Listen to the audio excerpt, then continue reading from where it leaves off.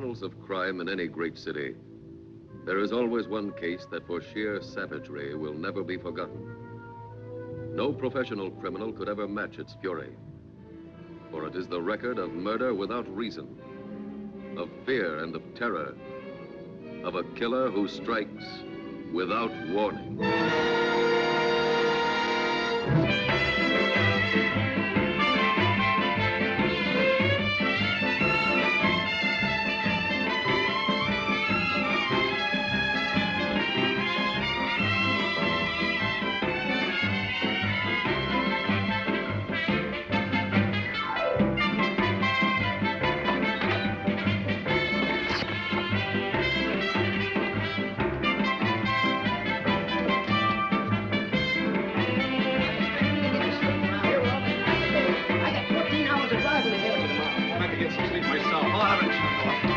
This was a quiet spot.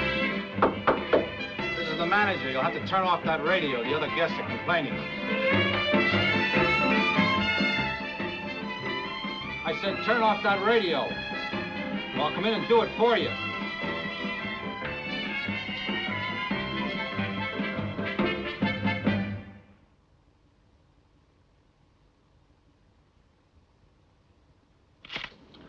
That'll do it, Joe. We're all through, Don. Right. Hello, Don. Everything under control? Just waiting for you, Pete. Hello, Pete. Glad you're here. We're ready to move the body. What time did it happen? About 3 o'clock. Multiple stab wounds in the back. Here, take a look. Weapon was a long, sharp, twin-bladed object. Scissors of some kind. Remind you of anything? Body of the waitress we found about a month ago. That's how I figured. Probably the same guy. We should know for sure after the autopsy. I'll wait for your call. Okay, boys, you can wrap it up. Any identification on the body? Yeah, driver's license. Mrs. Alma Johnson, 286010.5 Franklin Avenue. The car's out front. It's that green Chevy. What time was the register signed? 1:30, according to this. She signed as Mr. and Mrs. Joe Green of San Diego. Manager didn't see anyone else. He's outside when you want to talk to him. Okay. What about the fingerprints? They're all over the place. He's just finishing up now. Fine. As soon as they're processed, we'll check the file. Anything else? The usual, burnt matches, a few cigarettes. His or hers? Hers, unless they both wore lipstick. Huh. Also, I found some stuff under her nails. And here's something else. What is it? Looks like a piece of suit fabric. Blue serge. Get it down to the lab and tell Charlie we'll drop by as soon as we can, all right? Right. Where's the girl's husband? We're trying to find him. Fine. Now, we better send out a call to pick up every 288 and 311 we can lay our hands on. Let's go see the manager, huh?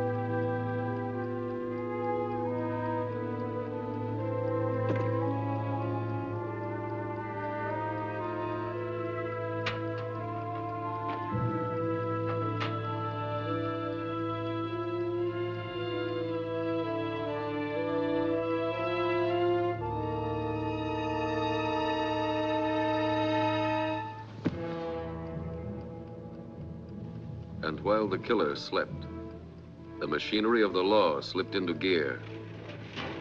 They checked the fingerprints found at the scene of the crime. If the killer had ever been arrested, his prints would be on file. There was no record of them anywhere. They located the victim's husband and brought him in to identify the body. He'd been working all night and hadn't even known his wife was on the loose. Police details moved throughout the city.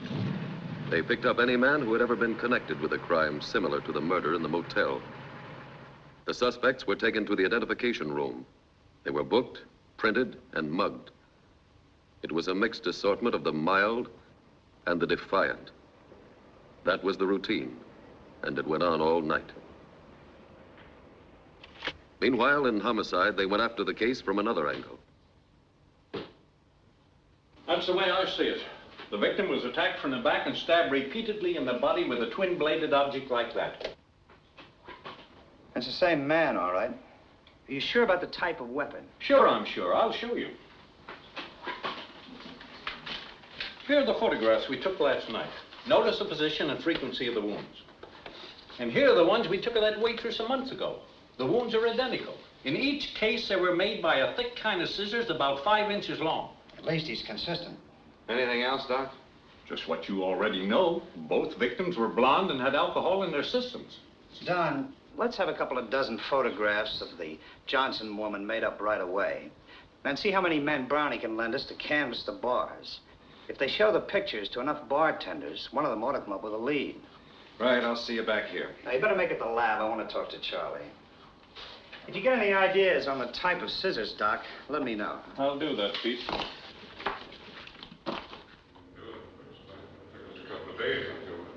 Of course, a square inch of fabric isn't much to go on. But it may tell us a few things. Manufacturer? Possibly. We can trace the mill that made the material. What makes you so positive it's from the killer suit in the first place? I'm not positive, but we have to start somewhere. We tried to check everybody that was registered in the motel room in the past week. And? And what do you think? 75% of the names were phony. Well, that's par for a motel. You wouldn't say you were playing a long shot, would you? Now, what do you want me to do? Assign a man to every motel in town just to be sure that the guests sign their right names? Relax. You'll put them all out of business. Okay. What'd you find? It's from his suit, all right. The threads match the traces of wool lint found under the dead girl's fingernails. She must have put up a pretty good fight. Take a look. Hi. Now, the main thing is the number of horizontal strands to the weave. I'd say about 80 to the inch and 100 fibers to the strand. For serge, that's pretty good. Just saw Brownie. It's all set. How many men is he gonna let us have? 8 tomorrow, more later if we need him. We'll need him, all right. About this material, how much would you say it cost? Well, it isn't cheap. Couldn't touch a suit like that for under $90 or $100. Anything else? Yeah, it's quite new. Very resilient. The fibers have all the bounce of a new handball.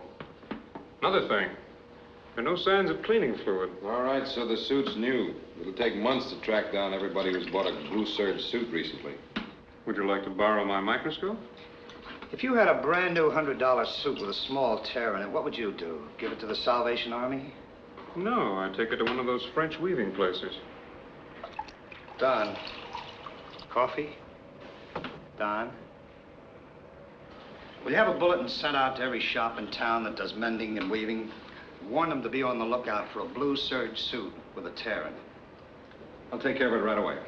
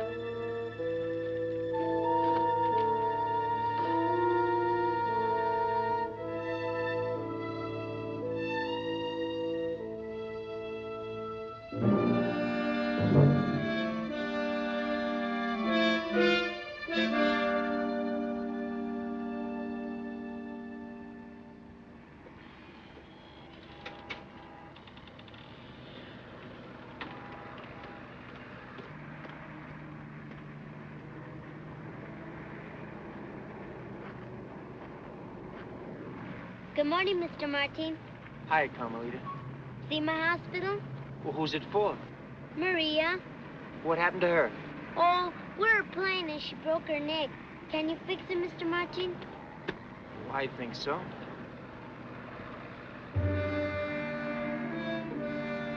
There, she's as good as new.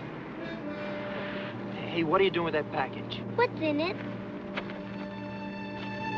Let me see, please.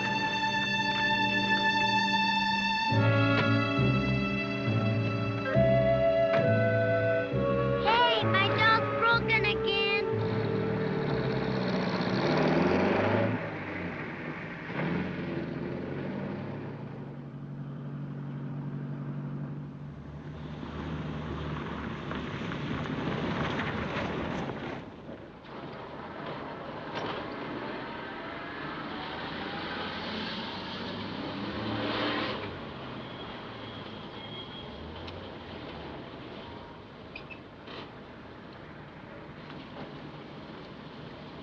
Hello, Carl. How are you? Hi, Fred. Say, listen, do you think you can put a coupling on the end of this for me? Sure. Anything else today? Oh, I need a couple 100-pound sacks of Vigoro. Mm-hmm.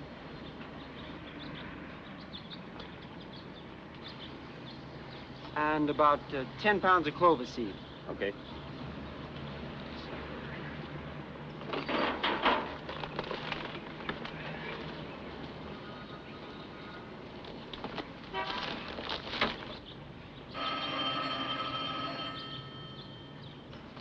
Who's the girl? Well, that's my daughter, Jane. She came down from Fresno to live with me. I think I mentioned her to you. Oh. Is she going to be here long? Only till her husband gets back. He's been sent overseas. Dad? You're waiting on the phone. Okay, honey. Jane, this is Carl Martin. Hello, Carl. How do you do? Here, let me help you.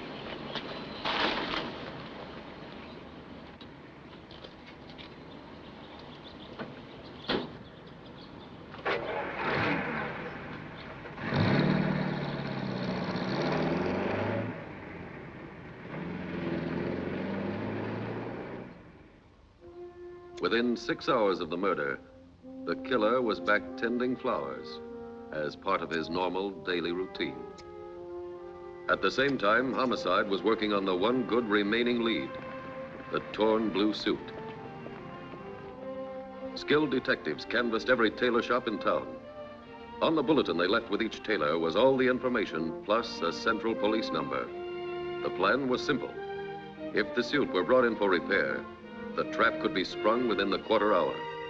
The next move was up to the killer.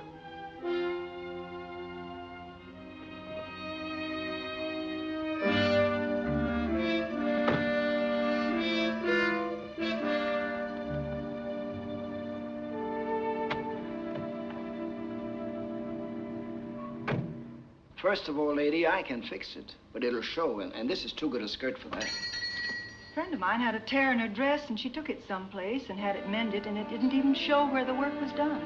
So why can't you mend my skirt? Look, lady, when material is burned or a piece is ripped out like this, there's nothing you can do. When you ripped it out, you left a piece behind. You see, there's a piece of material missing. Look, you can see for yourself it doesn't fit together. Now, I have to take threads from your hem to weave in the missing space. That's the only way it can be done.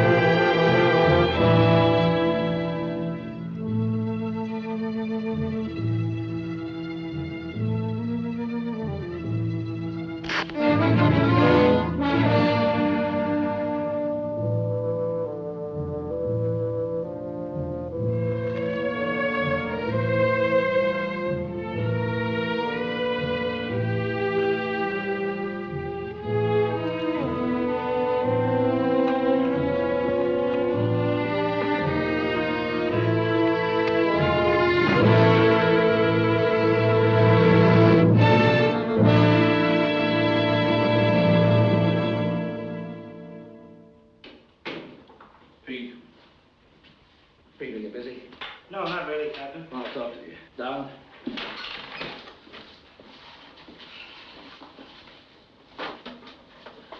What's up? Well, I don't have to tell you the spot we're in over the killings of Mrs. Rollins and Mrs. Johnson. I've heard. You can't blame them. We haven't turned up anything new in 3 weeks. We know. Haven't you fellas got a theory, a hunch, something to get us out of this? All right, see what you think of this. We have a kind of a theory based on the pattern in these 2 cases. A pattern? It's a time pattern, mostly. Mrs. Rollins was killed March the 3rd, approximately 3:30 a.m. Mrs. Johnson at 3 o'clock in the morning on April the 2nd. That's right. Both early in the month. Maybe he likes the position of the moon then. Or maybe he gets paid at the end of the month, and he likes to wait until he has enough money to go out in style. I don't know. Pete, it's the end of the month now. Yeah, I know. And if our theory is correct, you can tell them that the department is going to have another dead woman on its hands. And soon.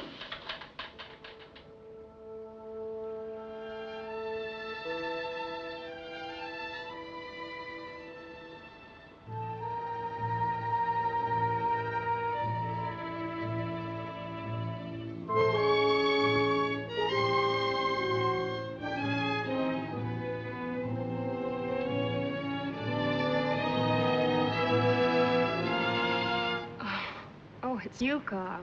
Is your father here? No, he isn't. Is there something I can do for you? No, I don't think so. All right, Carl. Excuse me, won't you?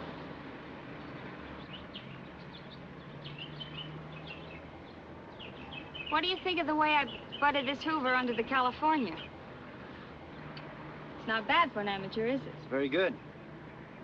How do you like working here for your dad? Well, it takes my mind off Jerry, and it keeps me from being too lonesome. Say, Carl, do you see a pair of pruning shears over there someplace?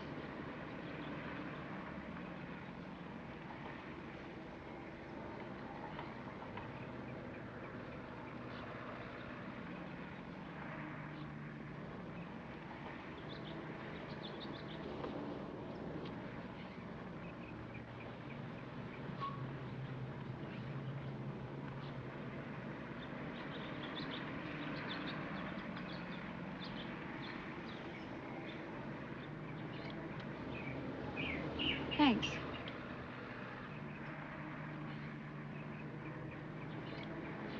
That ought to do it. Is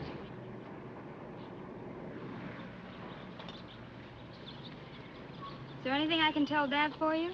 Well, one of my customers asked me for a rare tropical plant. I thought maybe your father could help me. Want me to give you a good suggestion? Okay. Why not a Cattleya orchid? I understand with proper care they do very well around here. Have you got one in stock? Well, no. Dad sends to Hawaii for them. However, this is the right season. We ought to be able to get one in a couple of weeks. Is that too long? Well, he said there was no rush. Order one for me, will you? All right, Carl. Thanks for the suggestion. Not at all. Goodbye.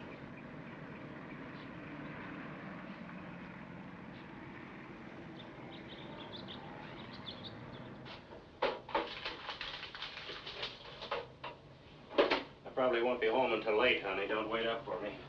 If you don't do any better than you did last week, don't come home at all. You sure you don't want to come along? No, Dad. I think I'll stay and finish the books. Okay. Well, I left the sprinkler on. Turn it off in about 15 minutes, huh? All right, Dad. Good night.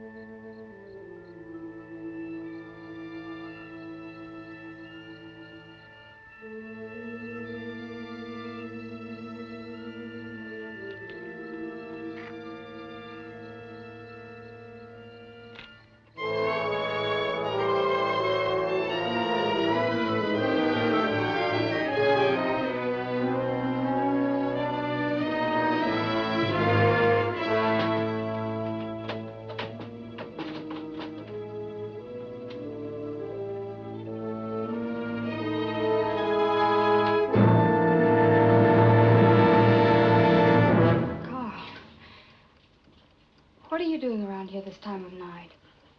I was just passing. I saw the light on. I thought I'd pay my bill. Oh. Well, that'll save me having to mail it out to you. How come you're not watching Fred bowl? This is his regular night, isn't it? Yes, but if I don't get these bills out, he won't have enough money to bowl. Let's see. Here's your account, Carl. You owe us exactly $34.45. Yeah, that's right. Are you gonna work very late tonight? Well, I have to get out all these bills. You got a way of getting home? Oh, I usually hop the bus at the corner. It's just a short ride. I'll be glad to wait for you. I have my car. Well, that's very sweet of you, Carl, but I wouldn't want you to waste your evening waiting around for me. I don't mind waiting. I have nothing better to do. We might even stop somewhere and have a drink. See, that's $34.50, $35.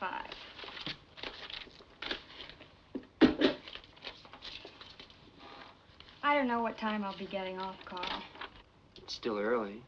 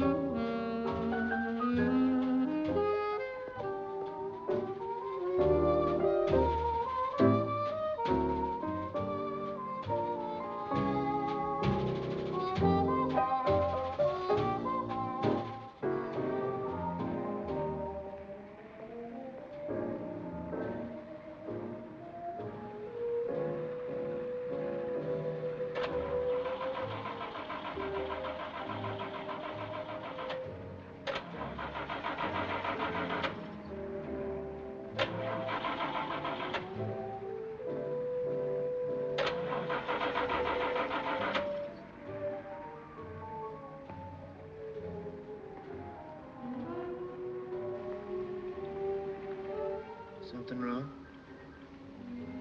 Not anymore. Come and take a look.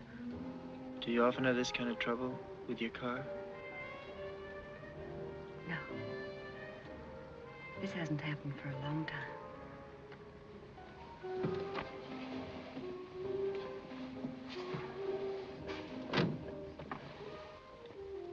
I'll do what I can. I'd appreciate it.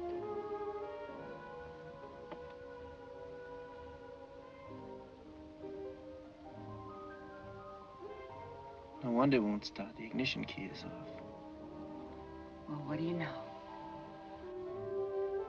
Pretty sure of yourself, aren't you? I do all right. Now you're going to buy me that drink? All right. If you can't think of anything better to do. I can think of something better.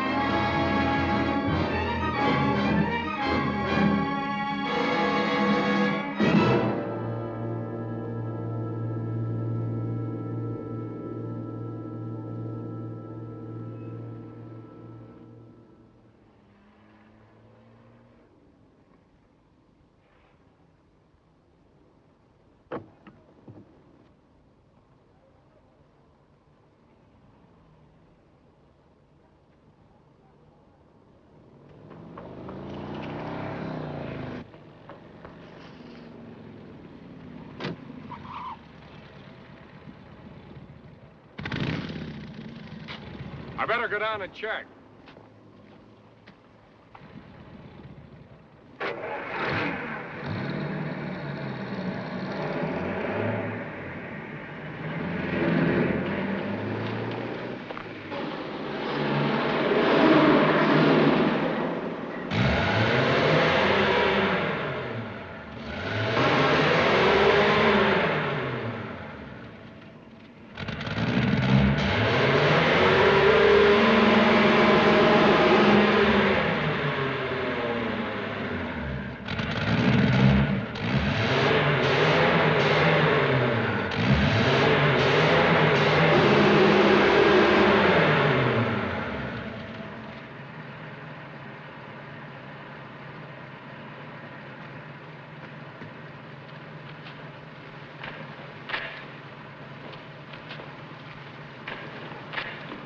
Hi.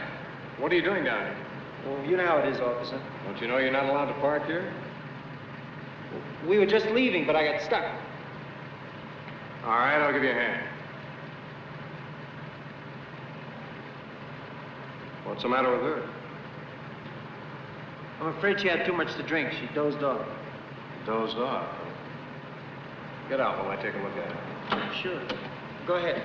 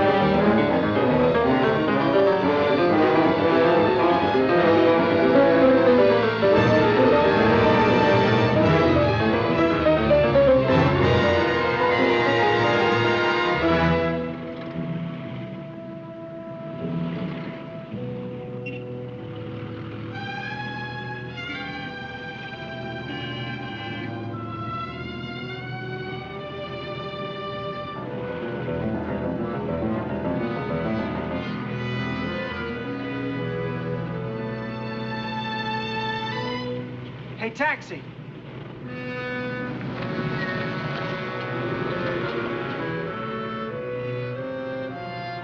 Union Station.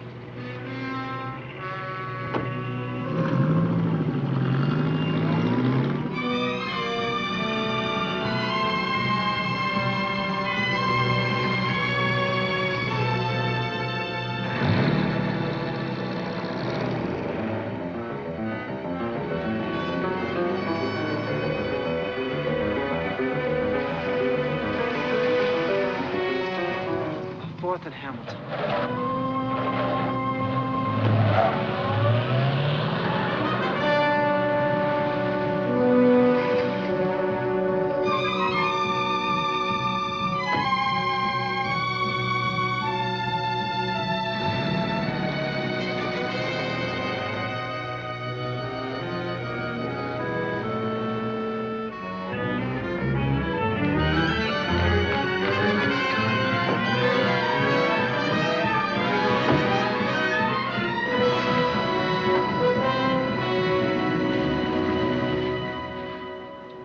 K Roger, KMA 367.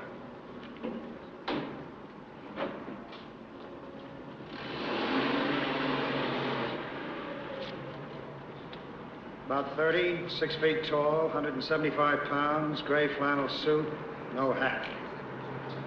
Sorry, Pete, but that's the best I could do. I never really got a good look at him. You said his behavior seemed normal. Well, it did at the time, but I... Okay, we'll call you when we need you at the lineup. I got the report on the fingerprints. Yeah? It's our man, all right. How you doing, Sam? Okay, there's his right foot. Let's have a look at it. Got a good left foot, too. We'll check him with Charlie. We're finished here. 76, Mr. Martin.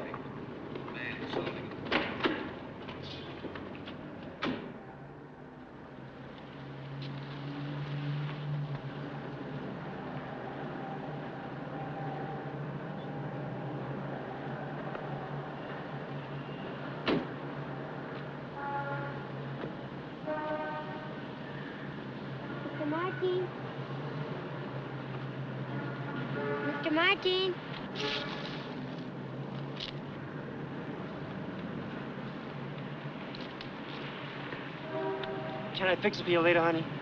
Don't forget.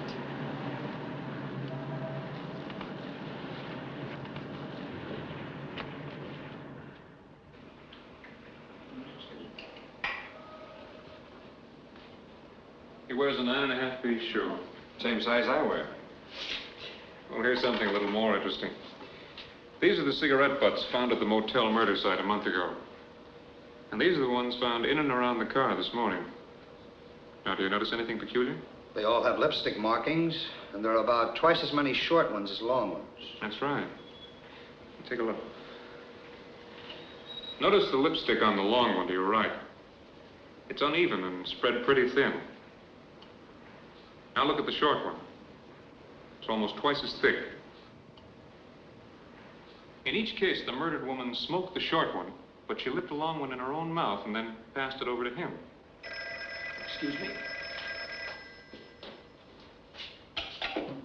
Hello, Wilkins speaking. Pete? Yeah, he's here. Okay, I'll tell him. I want you down at the Central Produce Market. They have a guy who thinks he saw your man. Let's go, Don.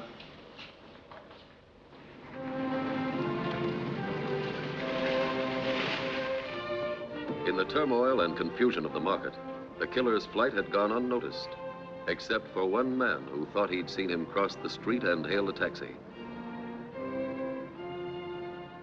Detectives then checked every cab office in the city. At each one, they received the same reply: no fare picked up in that area. For all his carelessness, the killer had been swallowed up in the trackless jungle of the city. And out of that jungle, as the notoriety increased, came the creatures. Strange, forgotten souls, eager to confess to crimes they did not commit. In their desire to bask briefly in the spotlight of the headlines, they were willing to admit to anything. Each day brought new confessions and still more versions of how the crime had been committed.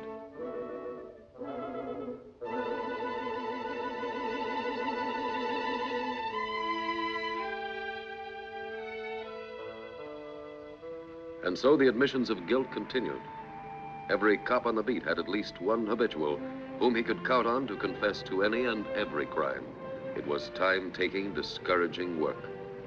But every story had to be checked, every letter and phone call investigated. There was always the chance that this one might be it. The only one who enjoyed it was the killer. It became evident they needed more than a physical description to pin him down. They had to get inside his brain to see what made him tick.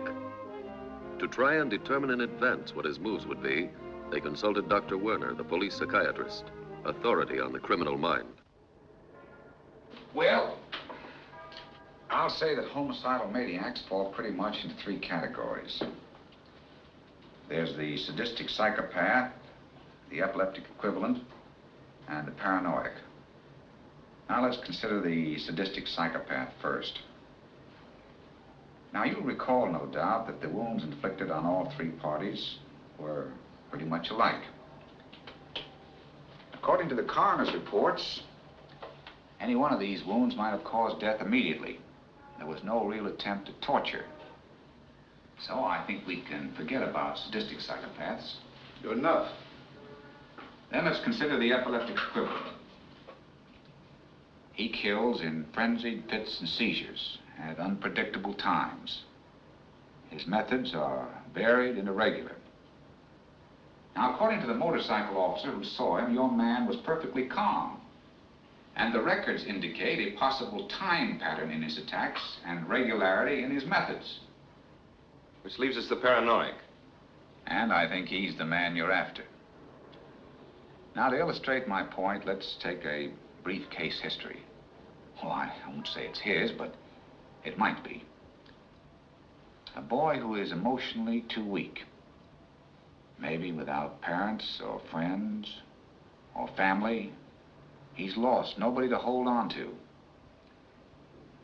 But he finally finds a wife or a girl and becomes entirely dependent on her.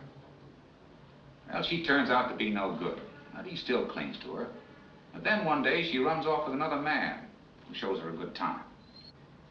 The boy is desperate because he finds himself lost again. He suffers a tremendous shock, and that does it.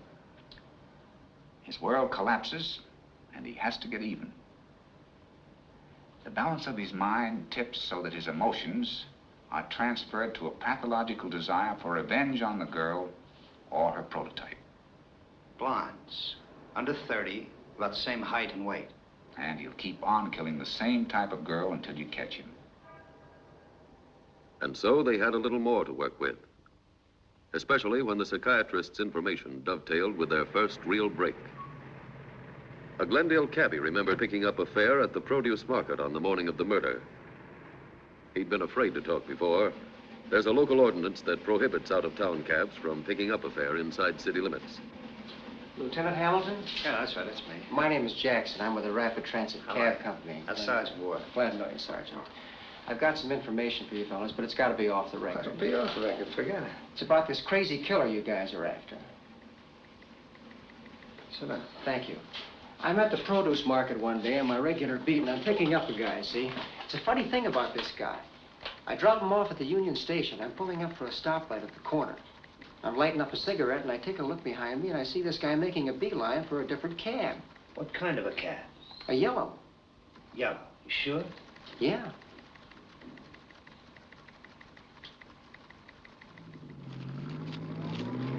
Here it is. I knew we'd have it somewhere. Cab number 803. Picked up a fare at 6:05 at Union Station. Drove him to 4th and Hamilton. Thanks. Sure. Let me see. She does look a little familiar. But I see so many faces, it's hard for me to... Try and think. I am trying. Yeah, I remember now. There was a dame in here looked like that. Only a little blonder, I think. She was in here for a couple of hours, gave some guy the come on, and left. It was pretty late, I think. And he went out after her. What kind of a guy? What did he look like? Oh, just an average sort of guy, I guess. After all, it's been about a month, and a lot of other guys have been in here since. Don't you remember anything about him? His suit, maybe? Yeah. It was dark brown. No. Kind of a blue. I think. Thanks. Or was it,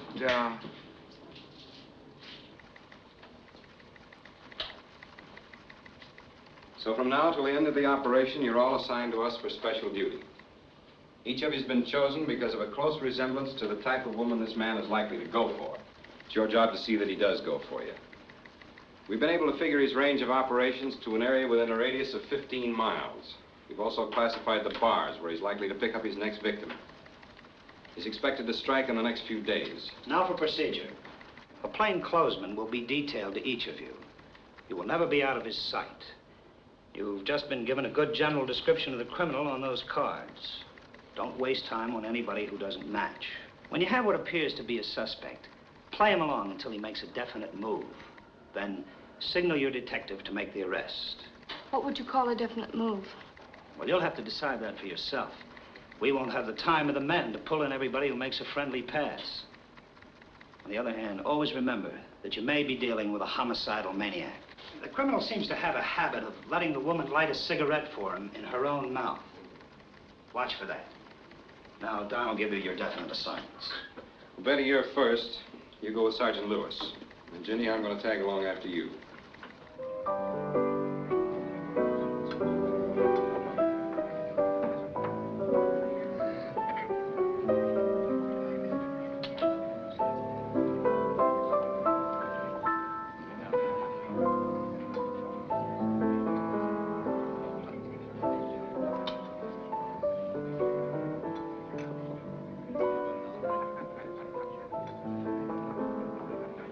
That's a good idea. I like the beach when it isn't so crowded. Let's go.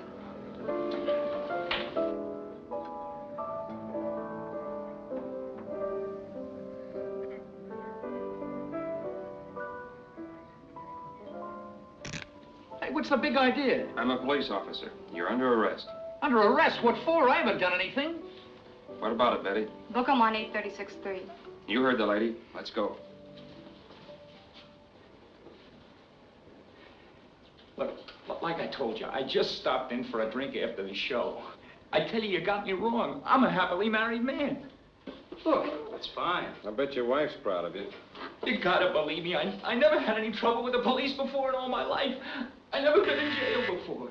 Nothing like this ever happened to me before. Oh, a couple of traffic tickets, things like that, but... Okay, you can go. Honestly, officer, you gotta believe me. I'm telling you the truth. You can go. I know, but you don't understand.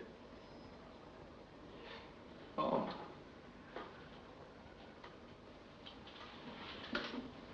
Well, now I can go. You bring me all the way down here and you fingerprint me and you embarrass me and then you tell me I can go home. Well, I got a half a mind to sue the city for false arrest. You wouldn't really do that. I wouldn't? Don't kid yourself, bud. I know my rights. You're not gonna push me around, you flat-footed... You want to be jailed as a public nuisance? Oh, no, sir, I Have a squad car deliver him to his front door. If he gives you any trouble, make sure his wife finds out why we brought him home. Thank you, sir.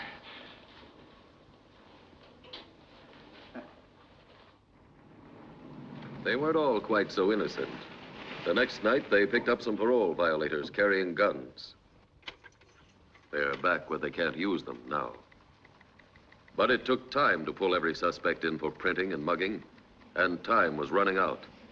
From now on, the girls would have to take greater risks. Let the potential killer show his hand more before they signaled for help.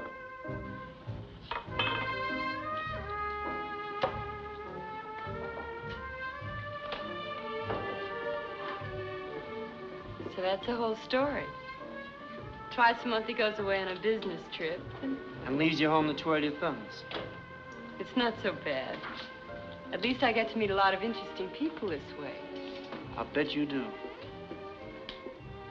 How about another drink?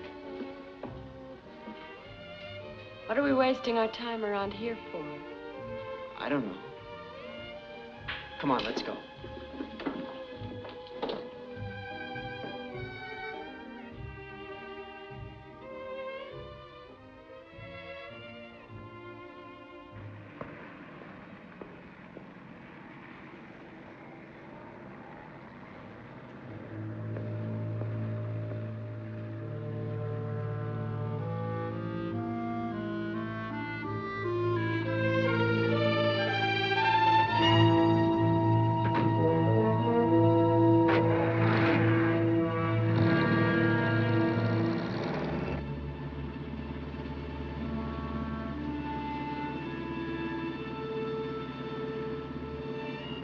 Comfortable? Mm-hmm. I could go to sleep right here. Why don't you?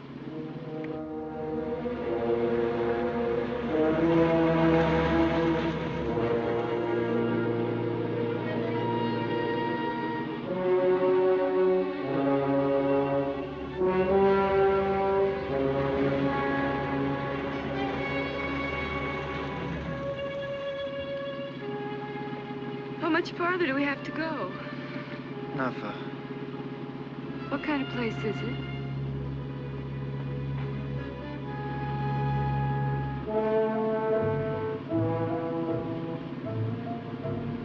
Just a nice little place.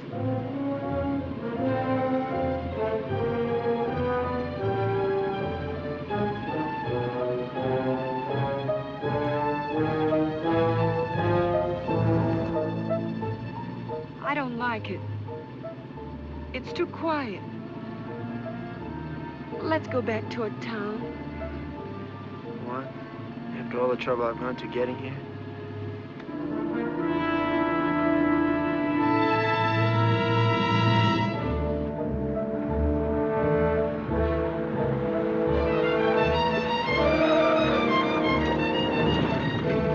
Why did you turn in here? Why not?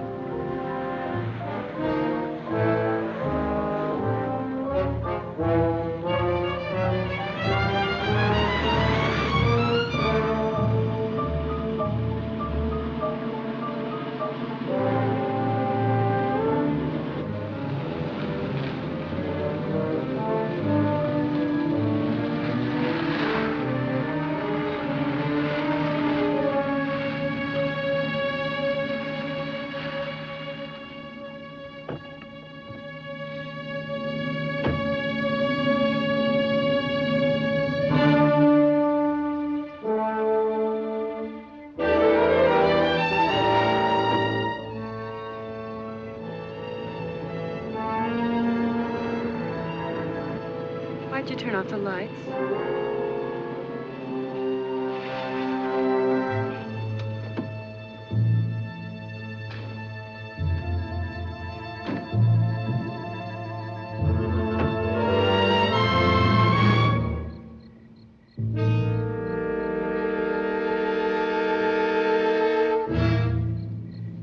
What are you going to do?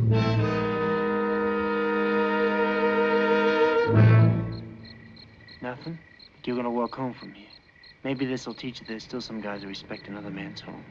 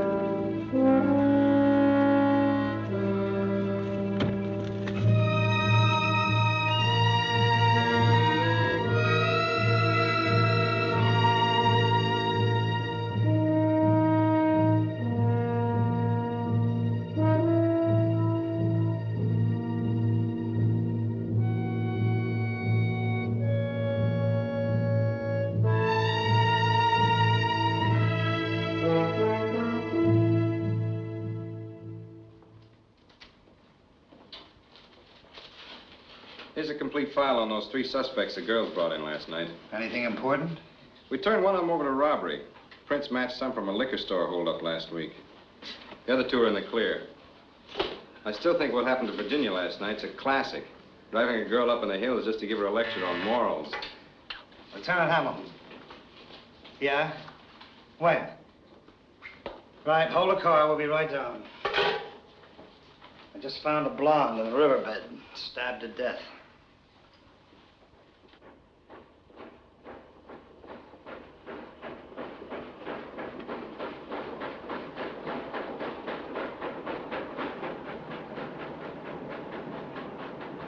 The handiwork is familiar, all right. Who discovered the body? A couple of kids playing in the water. Touch anything? They didn't hang around long enough to touch anything. What do you got, Don? One of McCarthy's men picked this up about 30 feet from the body. It's the only thing they found so far. What do you think? What do you think? I don't know. But we'll find out.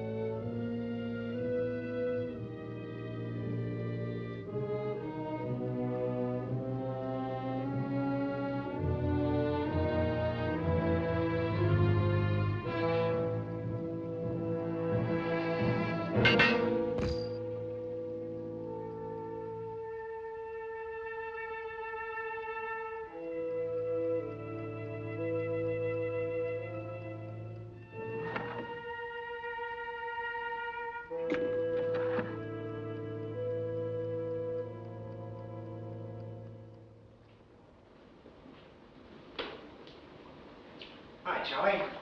Hi, Pete. What do you got? Plenty. You'd be surprised what you can find in an old spring. Keep talking. It's from the murder weapon, all right. Fresh blood all over it. Signs of older blood, too. This baby's been used before. Probably 3 times before. What's it from? Garden shears. That ties in. You see this? Yeah, what is it? Nitrate of soda. Urea. Ammonium phosphate. Now, these are all basic ingredients of commercial fertilizer. We've analyzed a few surface crystals, and we'll get the complete formula eventually. Anything else? Well, we're just getting started. Take a look. Wood fibers from the bark of some small tree or bush. We're still checking. Nice work, Charlie. You guys delight me.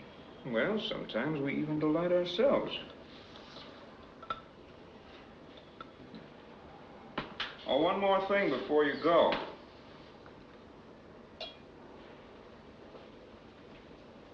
This guy must have gotten around quite a bit. We have evidence of 3 different types of soil. What do you mean, one more thing? Just give me a breakdown on each type. Right here.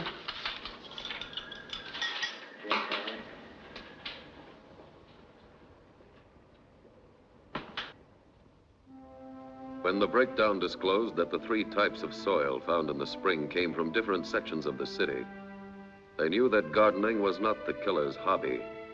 It had to be his profession. With that information to go on, the clues began to add up. The first step was to find the exact make of garden shears used as the murder weapon. It meant a rundown of every hardware store, supply house, and distributor of garden tools. It was a lot of legwork, but it had to be done. Somewhere in the city, there was a pair of shears that the spring would fit. In the laboratory, analyzing the components of the fertilizer identified with the murder weapon called for a different routine. Not as much running around, but plenty of midnight oil burning. Eventually, they were able to break down the specimen solution to the exact chemical formula. From there, it was a simple step to determine the brand name.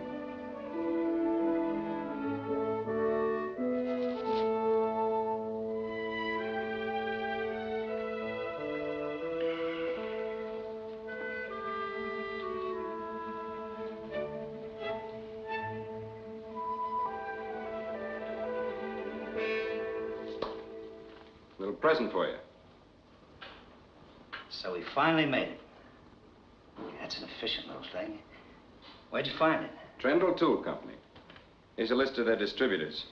I didn't know there were this many hardware stores in the world. What about nurseries? About 100 of them, Pete. We'll try a shortcut.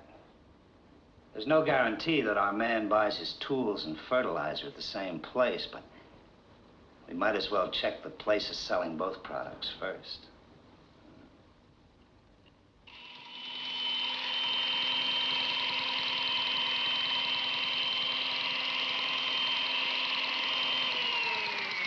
morning, Carl. Hi, Mr. Kent. Did you find out about that plant we discussed, the orchid plant? The Catalina? Well, it hasn't come in yet. You said there was no rush. Oh, but that was some time ago. My wife's birthday is the 10th of this month. Well, it ought to arrive any day, sir. I don't want to disappoint Mrs. Kent. Be sure it's planted by then, Carl. I'll see it is, sir.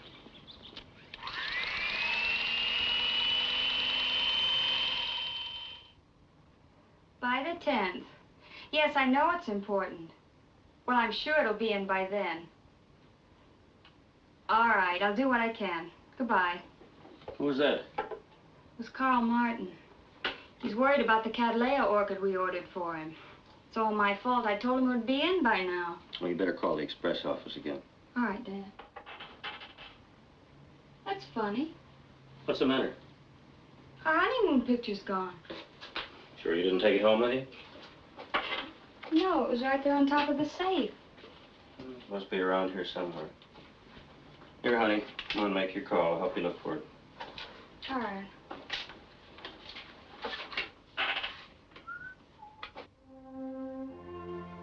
There never was a good shortcut to a killer. They found that out. 87 places handled both the make of shears and the fertilizer they were after. 20 of them in the valley alone. They checked those first and drew 20 blanks. It was the same routine time and again.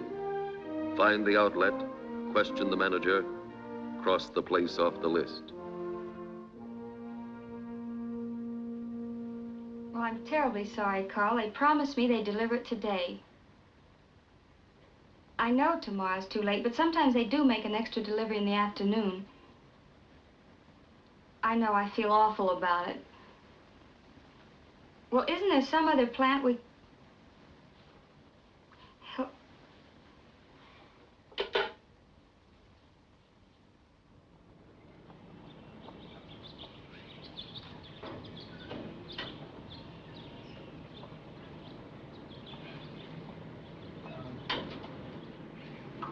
Well, it finally got here. Yes, it's a shame. You know, Carl wanted it for first thing in the morning. Hope he drops in before we close. Say, maybe I ought to deliver it. Where does he live? You think you should? I'll be back before closing time. What's his address? It's in the book. All right, you finish watering and I'll go look it up. Okay, honey.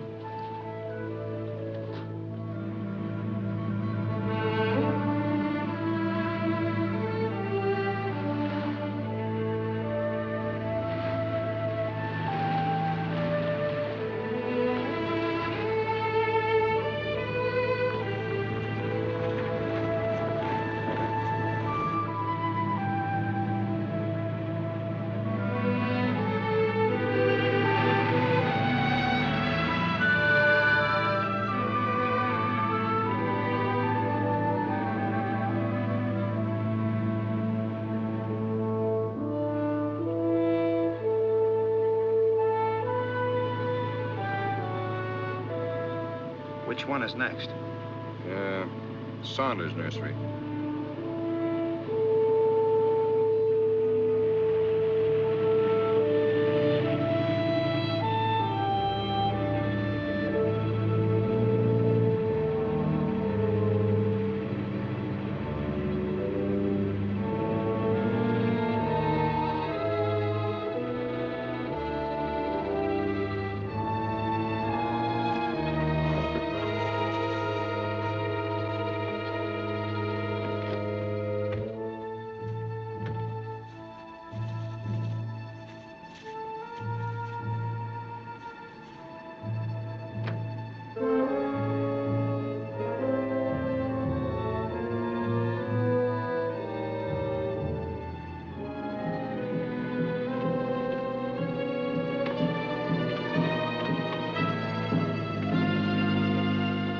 Carl!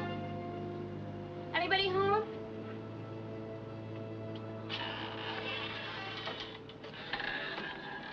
Carl, it's Jane Saunders.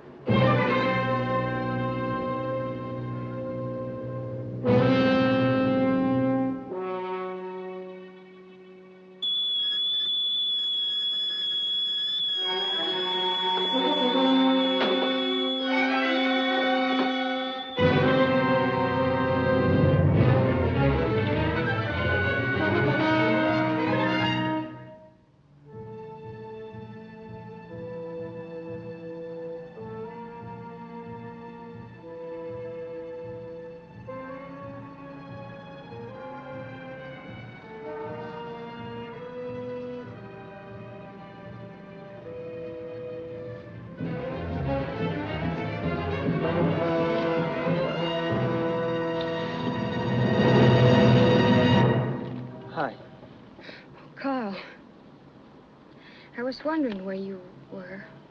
You didn't look very hard. Didn't you hear me call you from the house? No. What were you doing there? Well, I have good news, Carl. The Cattleya orchid arrived. That's great. Let's go in and look at it. Well, I can't right now. Dad's all alone and I have to get back. Well, it'll only take a minute. All right, Carl. Just for a minute.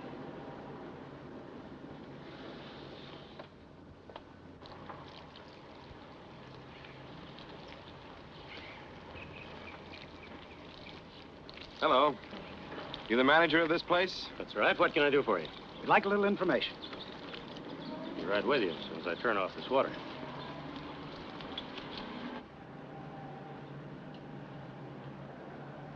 It's very nice. Thanks for bringing it up.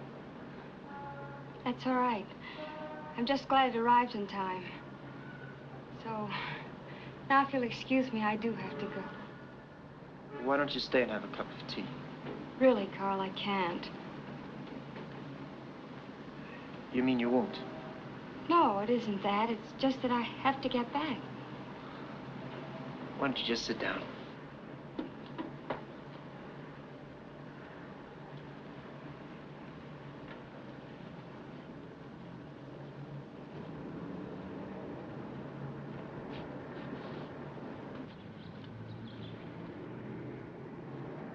All right, gentlemen. What do you want to know?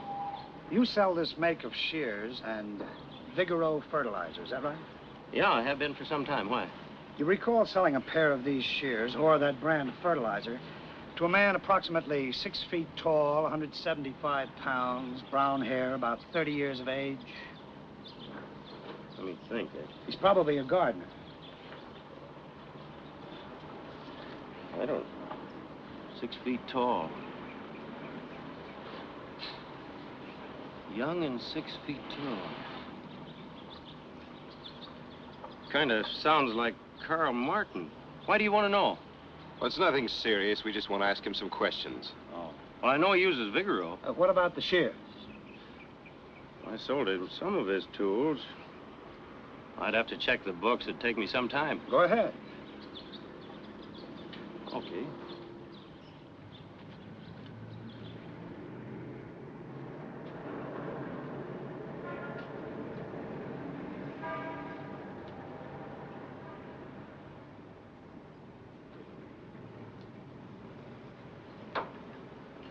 You know, you're the first company I've had since I've lived here. In that case, I am sorry I can't stay any longer. It's not the kind of place you invite a girl to. I know. There's no reason not to. No? Have you taken a good look around?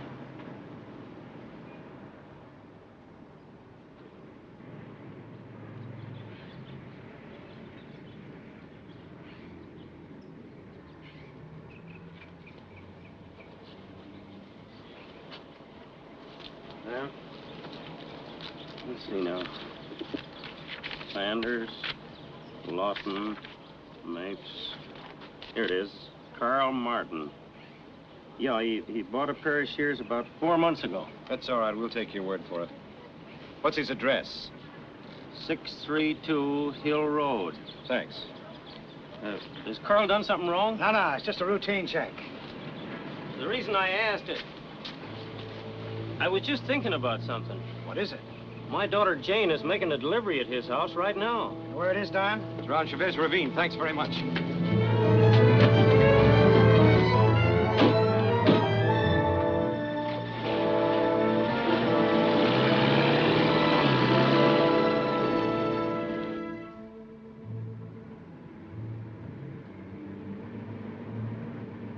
Thanks for the tea, Carl. It was very good. I'm sorry I have to run. That's all right.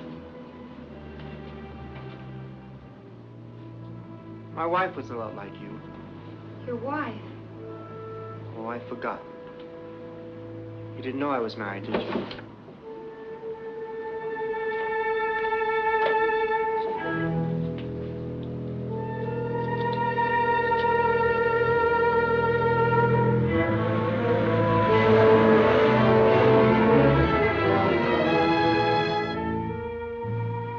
Anyway, it didn't last very long.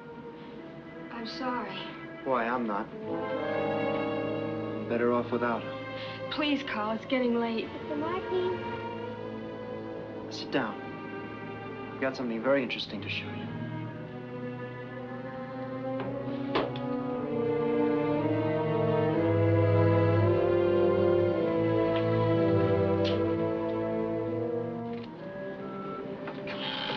Hello, Mr. Martin. What are you doing here? You're waiting my dog. Then you better go home and play. But you told me I could play anytime I wanted to.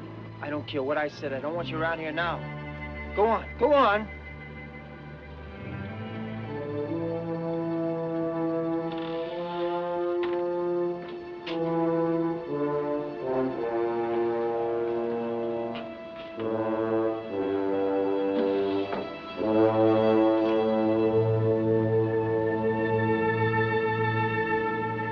Have your picture back.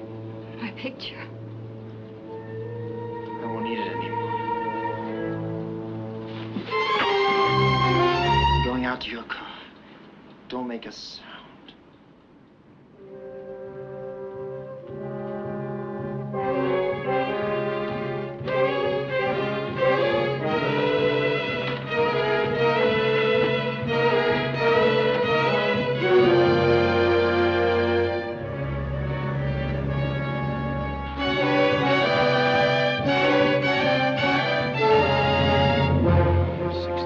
It's probably up around the top of the hill, Pete.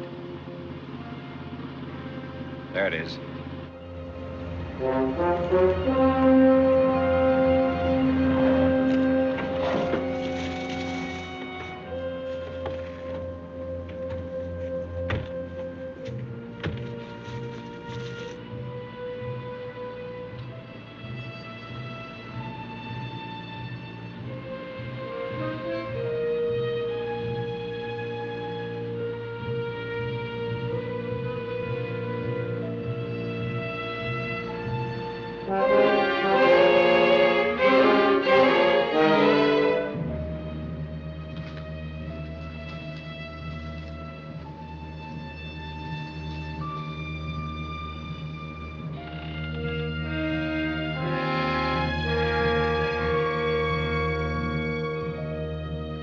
Must be around somewhere. Tea's still warm. The girl's been here, too. Check the back.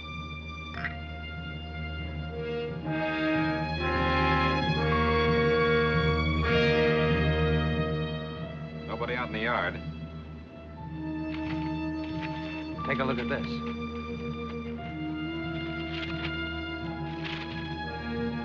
That's it, all right. There was a kid out front. Let's see what she knows.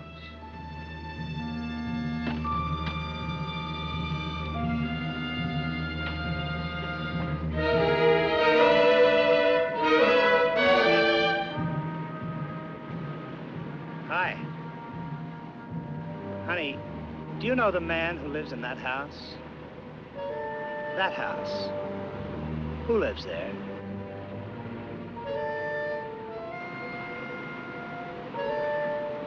Would you like some gum? My mommy won't let me take anything from strangers. Your mother's right. What's your name? What's your dolly's name? Maria. That's a very pretty name. My name is Carmelita. That's pretty, too. What's his name? Mr. Martin. Do you know where Mr. Martin is, Carmelita? He's with a girl. Where are they now?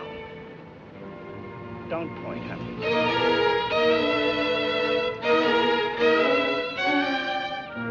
Carmelita, go home to your mommy, please, honey.